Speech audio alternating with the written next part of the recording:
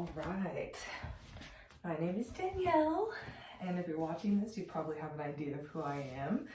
Been teaching yoga for a few years, and now with the quarantine situation and everybody staying in their homes, it's the best time to start a yoga practice at your own house. So I have a spare bedroom, and fortunately I've have the space and opportunity to make this little yoga studio. It's got some beautiful plants, and it's a very, very comfortable space. So that's step one at your home practice. Get a nice, clean area that's comfortable for you that you can actually practice regularly in. Today we're gonna go through a little sequence, and you're gonna need a blanket, a strap, and potentially 2 blocks. As we move forward, you can decide if they're necessary or if you wanna leave them off to the side. I'm going to walk you through a little bit of a sequence that can be used in the morning, in the evening. It really is pretty foundational, meaning that if you have not practiced yoga or don't practice regularly, this one's going to be just for you. So we're going to start with the legs crossed here in Sukhasana. This is where the ankles are crossed. Another seated posture is Swastikasana. This is where the feet are lined up a little bit more underneath the thighs. It means peaceful pose. But like I mentioned, we're actually going to start in Sukhasana, which means sweet or easy pose with the ankles crossed, sitting up nice and tall. So you take a few breaths, just observe where your shoulders are in space. You can start to do some shoulder rolls. Notice that you can take the shoulders not only up and down, but also forward and back. And as you start to do these circle rolls, really try to emphasize each direction, taking the shoulders forward, lifting them up, and then as you start to pull them down your back, also pull them back to the wall behind you. And we're going to take a breath here with the shoulders moving back and down the spine. We're going to start our sequence today with the hands in Namaskar or prayer pose, and just take a few deep breaths here. As you gently lengthen your inhale and exhale, start to let go of your day. Let go of whatever is distracting in your mind and start to bring your attention to your body and to your breath. As you exhale, let go of any tension that might be held in your face, such as your eyes, lips, or jaw.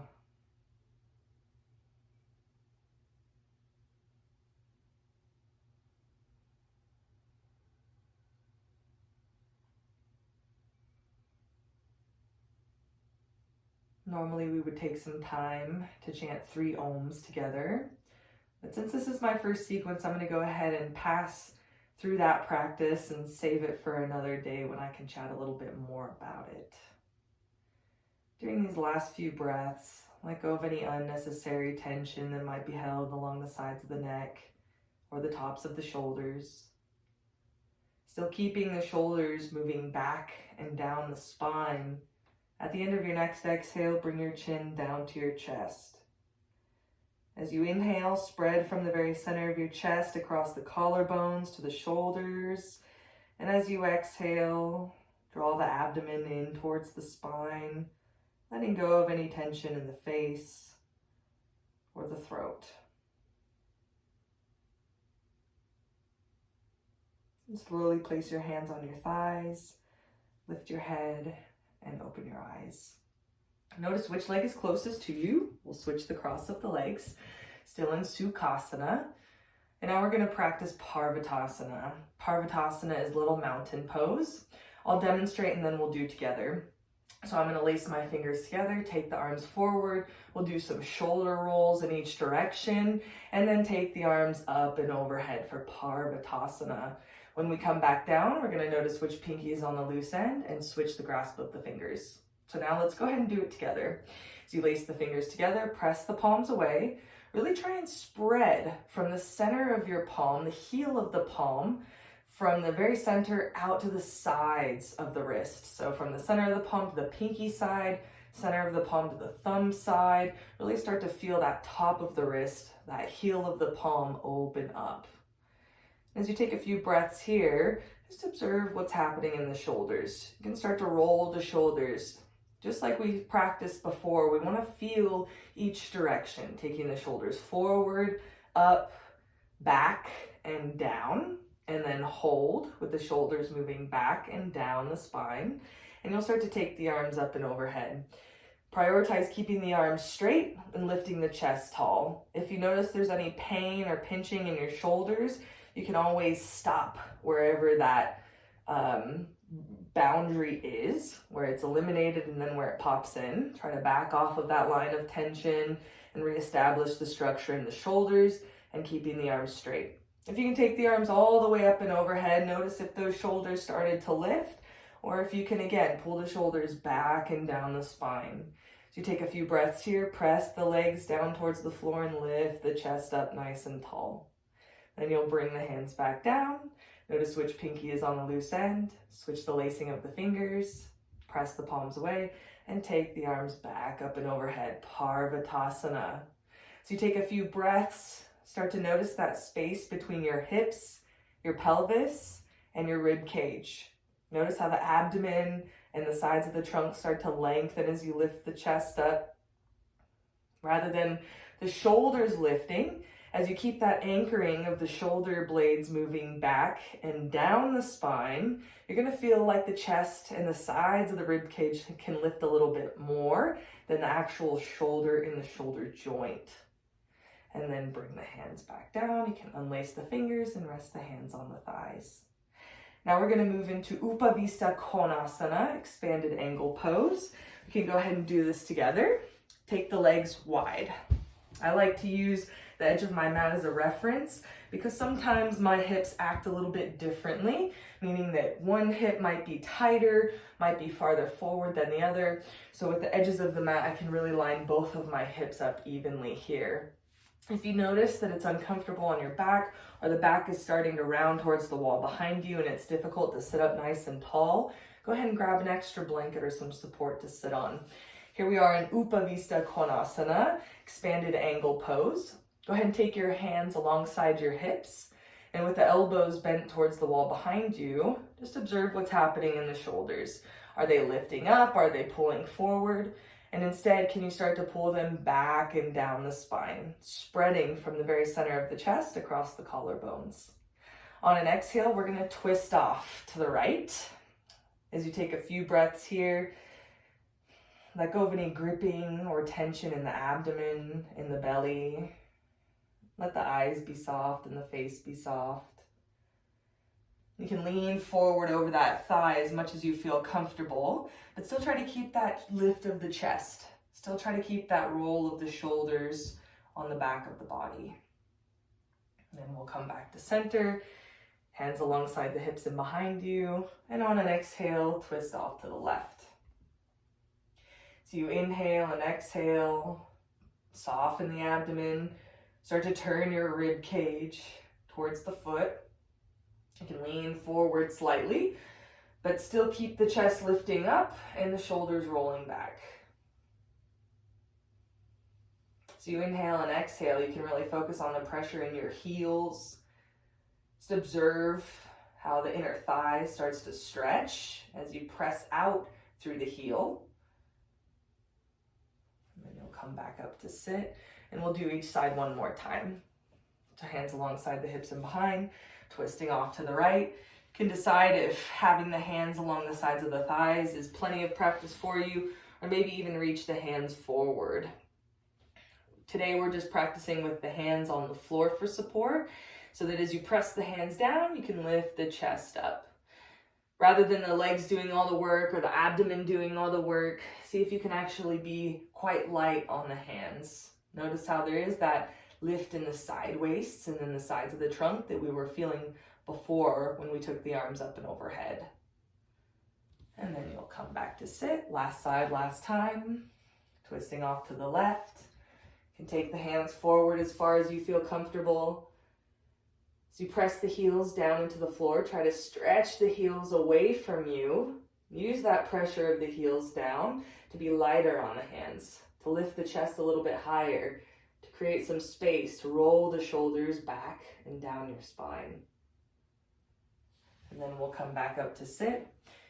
Now we're going to take a moment in Baddha Konasana, bound angle pose. To come into that, we'll hold behind the thigh, close to the knee. I'm going to swing my feet in.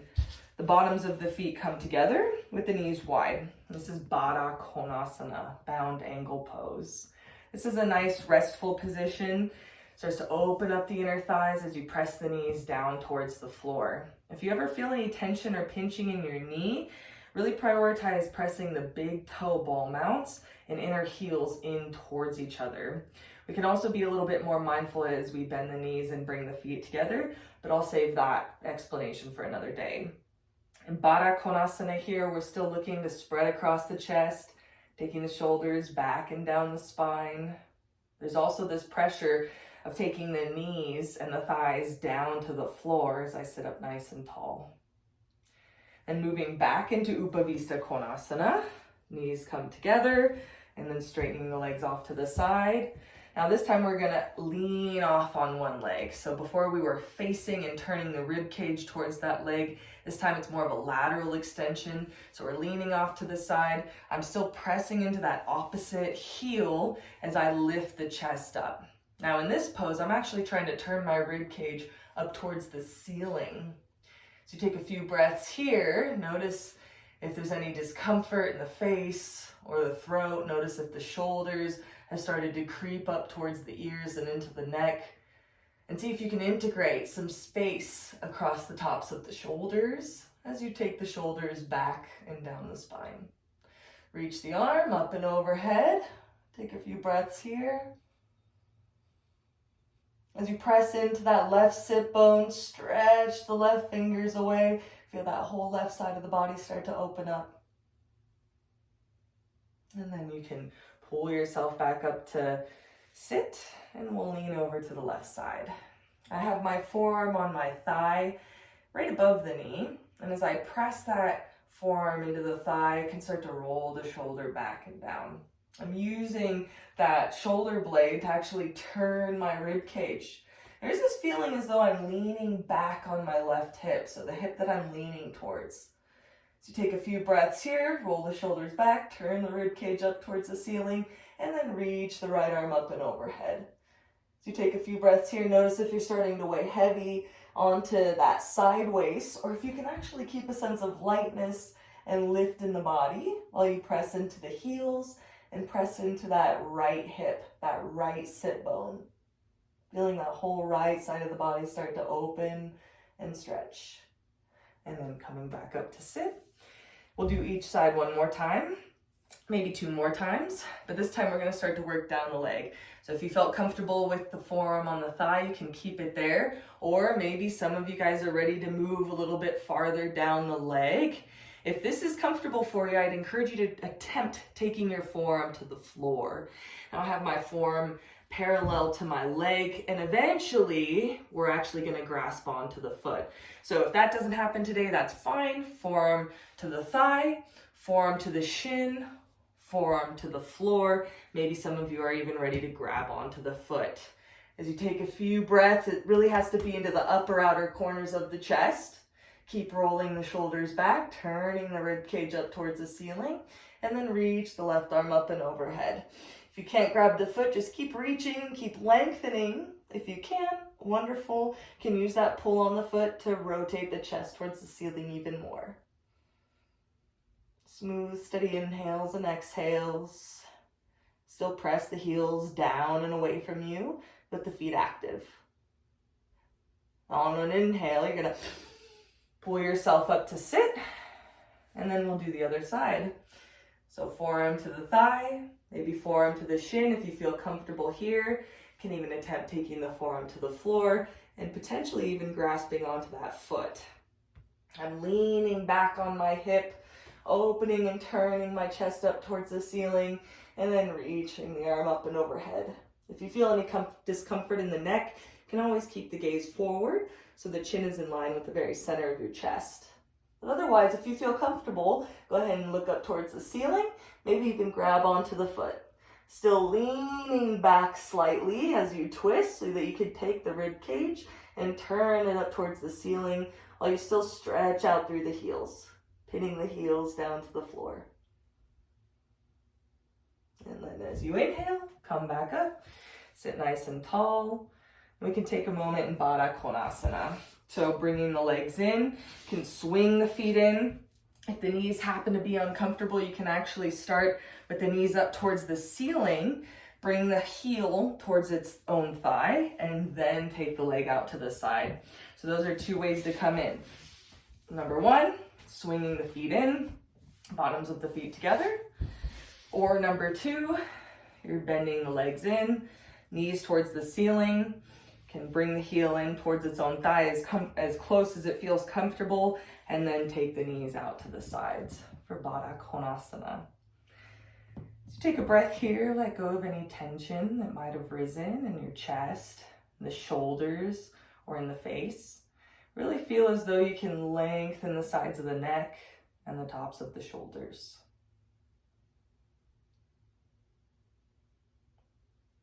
Then you can bring the legs together, and we're going to turn to the side. We're going to prepare for Adho Mukha Svanasana and a couple of other variations that go along with that. So this is just getting the hips and the legs a little bit more active. This is something that I do in the mornings when I'm going to start my day. I usually actually start seated, kind of wake the mind up, wake the spine up, and then I move into a couple more active poses. So we're going to start in Adho Mukha Svanasana, downward facing dog. You can have your blocks, your strap, and your blanket nearby, really within an arm's reach. So Adho Mukha Svanasana, can come through this with me. My hands are slightly forward from my shoulders, knees are slightly back from the hips. I'm going to curl my toes under and lift the hips up. If your heels can get to the floor, great. If they don't, that's not a problem. Really just focus on straightening the legs. And notice if your hips are actually lifting. When they start to drop towards the floor and you kind of feel a heaviness in the hands, the legs aren't helping very much. So you can bend your knees, try and lift your sit bones, lift the very base of your spine up towards the ceiling as you press the hands down. Now as you straighten the legs, try to pull the thighs back to the wall behind you. So that whole front of the thigh, the quadricep is gripping tight to the bone and pulling the legs back. Let go of any tension in the head or the neck and notice what's happening in the shoulders. Are they lifting up towards the ears? Is your back rounding up towards the ceiling? Or can you actually start to roll the shoulders onto the back of the body and down the spine? Now you're going to step one foot forward, taking my right foot forward. And I really want my knee to be directly over my ankle here. So this is a low lunge. This is where those blocks might come in hand. I actually have my hands inside of my leg, and I'm trying to keep that back leg straight. My heel is lifted, but I'm focusing on straightening the leg with this deep bend on this front leg here in this low lunge position. Take a few breaths, and then we're gonna lift that leg back into Adho Mukha Svanasana.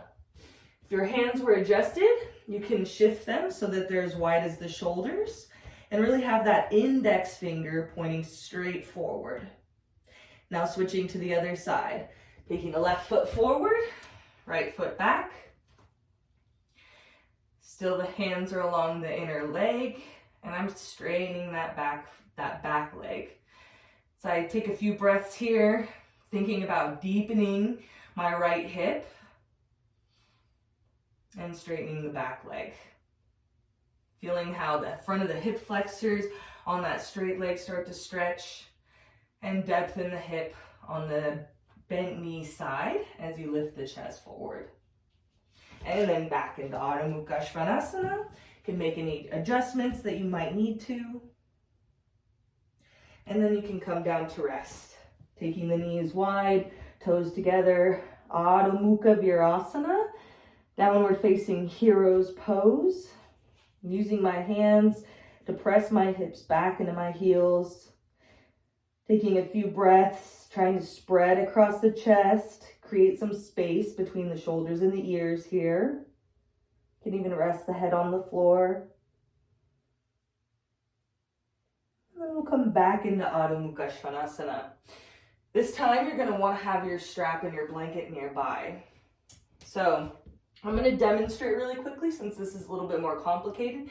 You can watch and then we'll go ahead and do together. So I'm coming into Adho Mukha Svanasana. I'm going to step one foot forward, back into that low lunge. Now this time I'm going to let my knee on that back leg actually come down to the floor. I'm going to come to sit up here. So I take a few breaths, I'm going to find my balance, and I'm going to try and lift that back foot off the floor. Some will find this difficult, which is fine. You can actually keep that foot anchored down on the floor and move into a slight twist here. If you feel balanced, lifting that back leg up, you're going to twist and grab onto your ankle and actually lean down to the floor. I'm opening up the fronts of my thighs, opening the hips up here, taking a breath, and then coming back out, back into the low lunge, and then Adho Mukha Svanasana.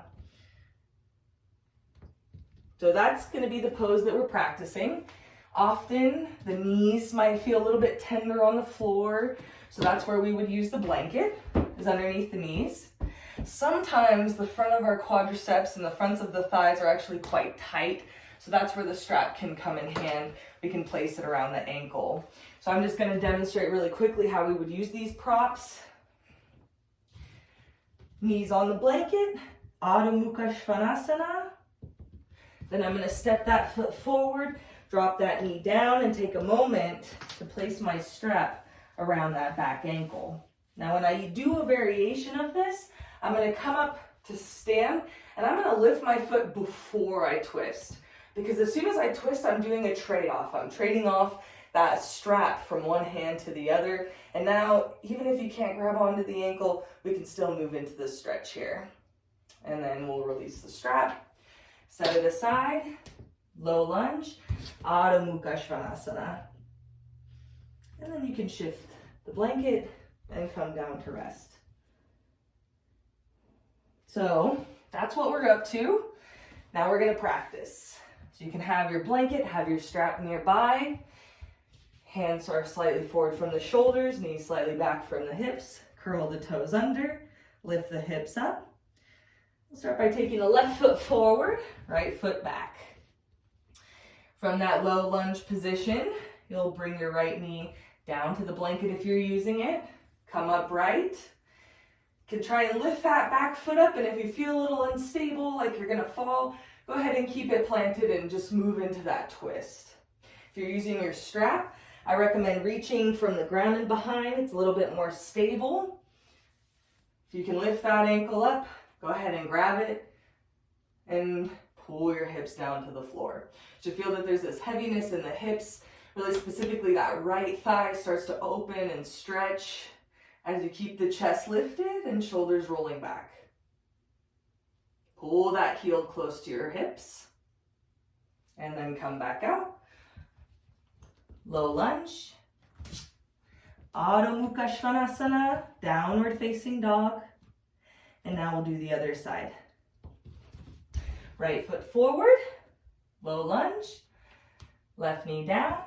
You can come upright. Decide if you can lift that foot or if you're using the strap. And then twist, whichever variation you're using today. Taking a smooth, steady inhale and exhale, trying to weigh my hips down to the floor, but I'm also trying to pull that heel close to my hips here. And then coming back out, hands to the floor, low lunge, Adho Mukha Svanasana. Let's go ahead and do each side one more time. Left foot forward, right knee down from the low lunge, coming upright, lifting the foot off the floor and grabbing the ankle. See if you can pull that heel in close to the hips. Turn the rib cage around and weigh the hips towards the floor. Then unwinding, low lunge, Adho Mukha Svanasana. Last side, last time, unless you want to do another on your own. Right foot forward, left leg back, knee to the blanket, coming upright. Grab onto the ankle or the strap and start to twist. Notice that that hand that's holding the ankle can actually encourage that same shoulder to roll back. It's usually this opposite hand that likes to pull that shoulder forward. See if you can actively pull both the shoulders back and down the spine. Should feel not only a stretch across the front of the chest, but also across the tops of the shoulders. Hips to the floor, heels to the hips, and twist. And then coming out, low lunge. Baddha Konasana. You can go ahead and remove the blanket. Baddha Virasana.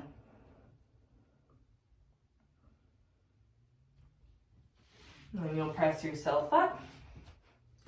Coming up to stand in Uttanasana. So this is a forward bend, the intense stretch pose, Uttanasana.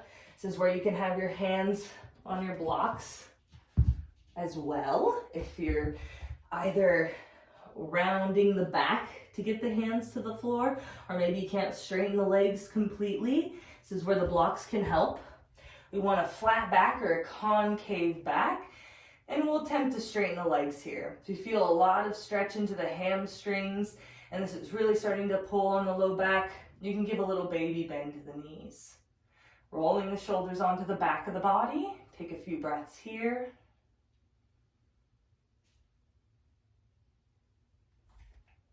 Now you're going to take your blocks forward. Step your feet forward so that they're at the top edge of the mat. Parvatasana, I'm going to reach my left foot back, right foot forward. Both my legs are straight. My hands are slightly forward from the shoulders. If this is a lot of work and you're feeling unstable, you can bring the hands underneath the shoulders here. This also makes that flat back, that concave back position a little bit easier to attain. When the shoulders are, or the hands are forward from the shoulders, you can actually use that pressure of the palms, roll of the shoulders back to lift the chest forward. Feel how the side waists are nice and long. And then bend that front knee, step the feet forward, back into Uttanasana. Now taking the right foot back, left foot forward. Really only need to have about 3.5 feet of space from heel to heel. Taking a few breaths here, rolling the shoulders onto the back of the body. You might feel that the hip of that front leg has to deepen, might be stretching a little bit more here. You can even bend that knee, and as you scrub the feet towards each other, try to straighten that leg again, keeping that action, sliding the feet towards each other. So that front foot is sliding back, back foot is sliding forward. And then step the feet together. From Uttanasana, you can go ahead and come up to stand. Tadasana, mountain pose. From there, you can do a sun salutation, you can do some other standing poses, all kinds of options. But this is really what I do just to initiate my sequencing for the day. This is a great start no matter which direction you want to take it. Sometimes we can throw in some inversions, some back bends, but I just wanted to give you guys something to chew on and think about while you're sitting at home and hopefully planning out what you need for your own home practice. Thanks for taking the time to practice with me today. I'm Danielle de Leon, and if you have any questions, feel free to reach out to me, and I look forward to practicing with you more soon.